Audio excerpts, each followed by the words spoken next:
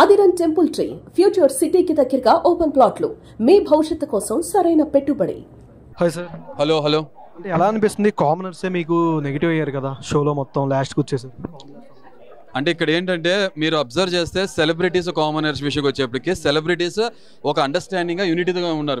మీరు అబ్జర్వ్ చేస్తే కామనర్స్ నిజాయితీగా ఎవరి కాళ్ళు మొహం మీద మాట్లాడుతున్నారు. అక్కడ కూడా కొంత ఫ్రెండ్షిప్ ఎలిమెంట్ అనేది రన్ అయింది. బట్ కొంత చూసారు కదా, నన్ను చూస్తుంటే మీకు అర్థమైపోయి ఉంటుంది కదా.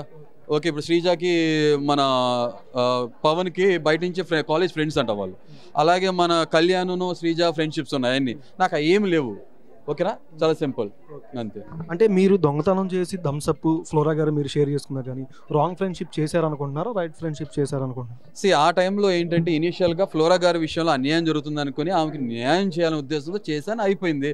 తర్వాత కాలక్రమేణా ఫ్లోరా గారు ఆ కాంపౌండ్లోకి వెళ్ళిపోయారు. రాంగ్ చేసే వాళ్ళే కాదు, రాంగ్ పక్షాన్ని నిలబడే వాళ్ళు కూడా రాంగే కాబట్టి అది రాంగ్ అనిపించింది. ఆమె నుంచి డిస్టెన్స్ మెయింటైన్ చేస్తారు, సింపుల్. బట్ అగ్ని పరీక్షలో ఉన్నంత ఫైర్ గేమ్లో ఎక్కడ కనిపించలేదని, మీరు తాండవం కూడా ఎక్కడ ఆడలేదని కూడా బయట చాలా మంది పబ్లిక్ అంటున్నారు.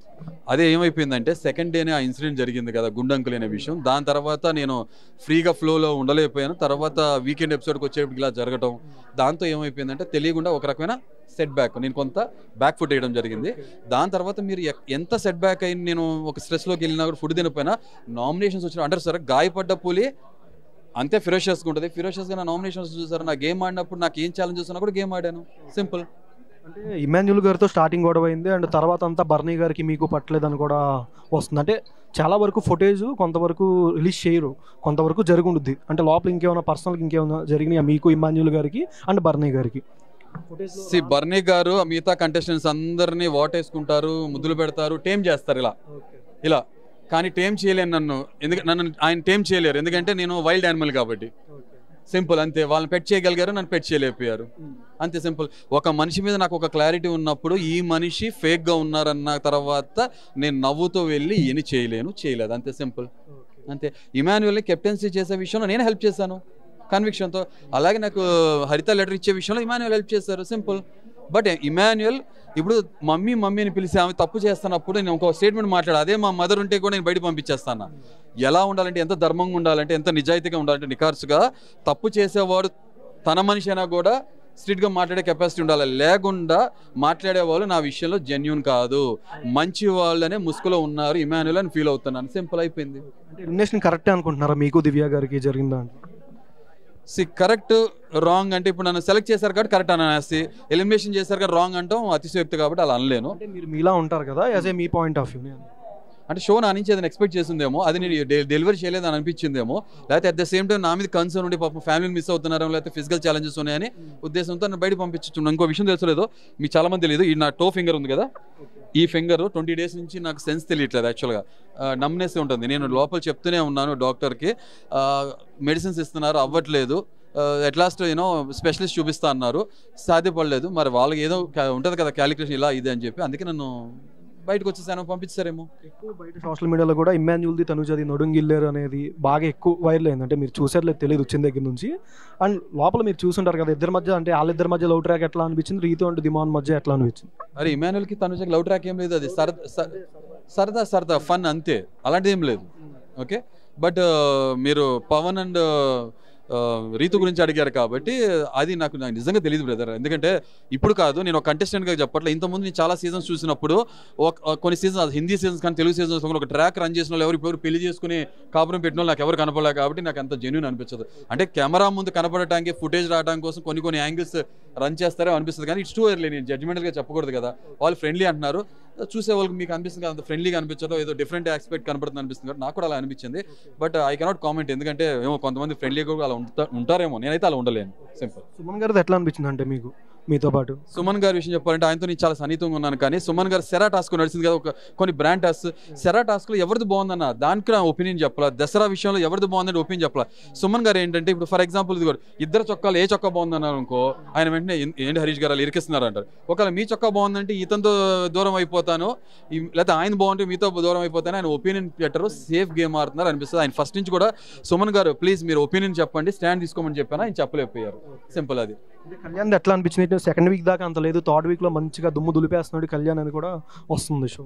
థర్డ్ వీక్ కాదు, ఫోర్త్ వీక్ దుమ్ము దులిపేయడానికి అలా నేను కానీ టాస్క్ బాగా ఆడారు. That's a good thing. అది ఇమాన్యుల్తో కలిపి ఆడారు. మోసపోయాడు అని కూడా వచ్చింది తన పేరు చెప్పంగానే రీతు. ఇక్కడ మీకు చాలా క్లియర్గా చెప్పాలి ఆ పాయింట్లో. యాక్చువల్ కళ్యాణ్ ముందు రోజు ఆడినప్పుడు బ్లూ టీమ్ ఏదైతే బ్లూ టీమ్ మెంబర్ నేనే కదా, నాకు ఇంజురీ అయినాక శ్రీజ ఆడారు కదా. ఇప్పుడు అదే బ్లూ టీంలో ఎవరు ఉన్నారు? శ్రీజ కళ్యాణ్ ఫ్రెండే కదా, తనుజ ఫ్రెండే కదా, తర్వాత రీతు ఉన్నారు కదా. ఉన్నప్పుడు కళ్యాణ్ ఏం చేశారు? తన టీం కోసం ఆడారు, తన టీం కంటెండర్స్ చేసుకున్నారు. ఇమాన్యుల్ని తన కంటెండర్స్ చేసుకున్నారు కదా. సో కంటెండర్ చేసుకున్నప్పుడు తను గెలవాలని చిత్తశుద్ధి ఆడినప్పుడు ఆయన ఊహించలా నెక్స్ట్ ఇలా టేబుల్ స్టాండ్ అయిపోయి వీళ్ళ చేతుల్లో వస్తుంది, వీళ్ళు గేమ్ ఆడతారని. తను ఆడినప్పుడేమో ఇండిపెండెంట్ ఇండివిజువాలిటీ అన్నారు, అప్పుడు ఫ్రెండ్షిప్ గురించి ఆలోచించాలా. కానీ వీళ్ళు ఆడినప్పుడు మాత్రం ఫ్రెండ్లీ ట్యాక్ తీసుకురావడం, ఫ్రెండ్షిప్ నువ్వు ఎలా చేసామంటాం కరెక్ట్ కాదు. ఎవరు గేమ్ వాళ్ళు ఆడారు, everything is fair in love and war. Runner ఎవరు అనుకుంటున్నారు, విన్నర్ ఎవరు అనుకుంటున్నారు? నేనే రన్నర్, నేనే విన్నర్ని. కొంచెం కాలు ఎప్పుడు స్లోగా పరిగెత్తాను అంతే. మళ్ళీ ఎంట్రీ వస్తే ఎవరు మీకు ఆపోజిట్లో ఉంటారు అనుకుంటున్నారు? తప్పు చేసే ప్రతి ఒక్కరు నాకు ఆపోజిట్గా ఉన్నట్టే. మీరు ఎప్పుడు తప్పు చేయలేదు అనుకుంటున్నారు? ఆబ్వియస్గా మనిషిలోగా తప్పులు చేసి ఉండొచ్చు, తప్పులు చెప్పినప్పుడు తెలుసుకుంటా, నేను మార్చుకుంటా, అంతే సింపుల్. చూసినా మీ పేరు బాగా అనిపిస్తుంది. ఆయన లోపల ఉన్నంతసేపు అంత ఫన్ జనరేట్ చేయాలి సరదాగా, కానీ ఇక్కడ మీతో ఉన్నంతసేపు అంత జోయల్గా సరదాగా చాలాగా. అదే కాదు, మీరందరూ కూడా he felt like a heartful people. So ఆయనకు అలా వచ్చిందేమోనని నేను అనుకుంటున్నాను.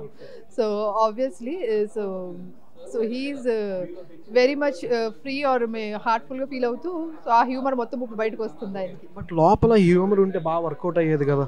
అంటే ఇది ఒక గేమ్లో ఎందాలను ఎంత సరదాగా మాట్లాడుతున్నారు ఆయన. Exactly that's what it is. ఆయన రియాలిటీ షో అనుకుని రియల్గానే ఉండటానికి ట్రై చేశారు.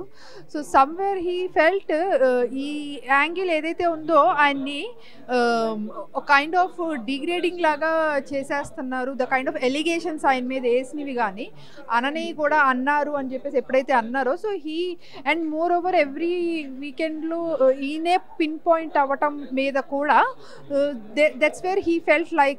ఎందుకంటే బయట ఆడియన్స్ ఒపీనియన్ ఒకటి ఉంది, బయట ఆడియన్స్ నాకు కనెక్ట్ అయ్యే వాళ్ళు కానీ, నా ఇన్స్టాలో వాళ్ళు కనెక్ట్ అయ్యే వాళ్ళు కానీ, వాళ్ళు పెట్టే పాయింట్స్ కానీ, వాళ్ళకి నచ్చిన పాయింట్స్, ఈయనలో నచ్చిన పాయింట్స్ వాళ్ళు పెట్టేవి కానీ ఏదైనా చూస్తే, అండ్ మోర్ ఓవర్ అక్కడ లోపల ఉన్న ఆడియన్స్ కనెక్ట్ అవ్వట్లేదు అని ఇలాంటివి కొన్ని I felt like okay maybe ఆయన కొంచెం దానివల్ల సప్రెస్ అయిపోయారేమో. బికాజ్ లోపల ఉన్న వాళ్ళకి అసలు తెలియదు కదా how it is portraying out side అనేసి.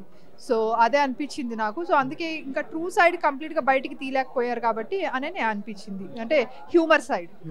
అంటే మీరు వీడియో బయట పెట్టే ముందు ఆయన ఎవరైనా డిస్కరేజ్ చేయడం కానీ ఆయన్నే అందరు టార్గెట్ చేస్తున్నట్టు కామన్ మ్యాన్స్ కూడా చాలా మంది యాంటీ అయ్యారు సార్కి. మీకు ఎట్లా అనిపించింది? అంటే అగ్ని పరీక్ష ఉందనిసే బాగా ఆడారు, బట్ లోపలికి వెళ్ళిన దగ్గర నుంచి కొన్ని బ్యాడ్ వర్డ్స్ యూజ్ చేయడం కానీ ఇది కొంచెం ఆయన బాగా తగ్గించడం అన్నట్టు.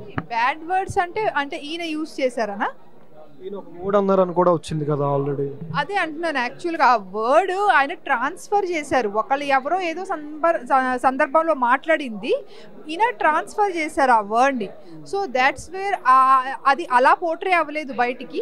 అండ్ మోర్ ఓవర్ అప్పుడు అట్లా అయింది అని అనుకుంటే ఆ రెండు వర్డ్స్ ట్రోల్ అవ్వాలి కదా బయట, ఆ పర్సన్స్ ఇద్దరు ట్రోల్ అవ్వాలి. But only the single person is been trolled even for the thing ఏదైతే ఆయన ఇష్టంగా చేసుకుని వెళ్ళింది కాదు, షో మీద రెస్పెక్ట్తో షో కోసం తీసుకున్న డెసిషన్ డేర్ ఏదైతే చేశారో దాని మీద ట్రోల్ చేయడం అనేది ఇంకా అది జనాల ఆ విచక్షణ లేకుండా, అది కూడా గ్రహించకుండా, అక్నాలెడ్జ్ చేయకుండా అంత ఆ మాట అన్నారు అనేసి అదొక కన్సర్న్. అది మీరు ఆ వీడియో బయట పెట్టడానికి గల కారణం అంటే మీరు ఒక వీడియో బయట ఇచ్చారు కదా నాగార్జున గారు ప్లే చేసి. Yeah obviously. So yeah it's to pass on a message to him, because నేను చాలా లో అయిపోయాను.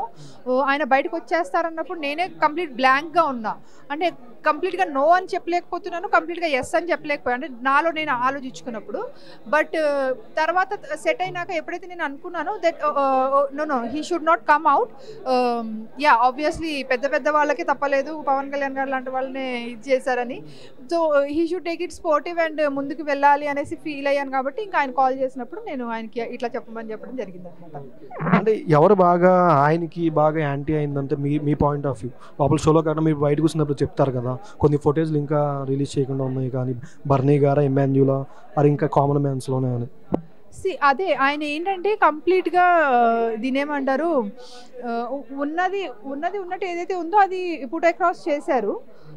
సో ఏది నెగిటివ్ అయింది అనేది ఆయన క్యారెక్టర్ మీదకి ఏదైతే ఎలిగేషన్స్ లాగా వేశారో, మోర్ ఓవర్ ఆయన రియాక్షన్ని చూపించారో, యాక్షన్ని చూపించుకుని ఆయన రియాక్షన్ ఏదైతే చూపించారో దానికి ఆయన కొంచెం ఆబ్వియస్లీ అది ఆయనకి హర్ట్ అయింది బాగా, అది ఎఫెక్ట్ కూడా చేసిందని చెప్పేసి నమ్ముతాను.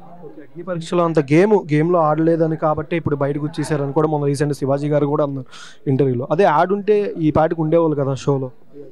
అదే అంటున్నాను కదా, ఆయన ఫస్ట్ రియాలిటీ షో అనుకునే వెళ్ళారు, ఆయన రియల్గానే ఉన్నారు.